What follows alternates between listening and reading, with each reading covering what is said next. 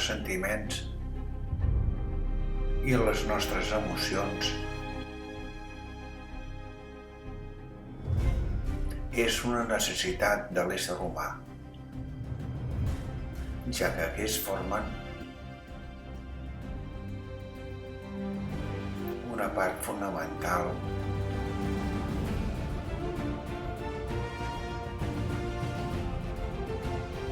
de la nostra vida. Prepara't per viure una gran aventura.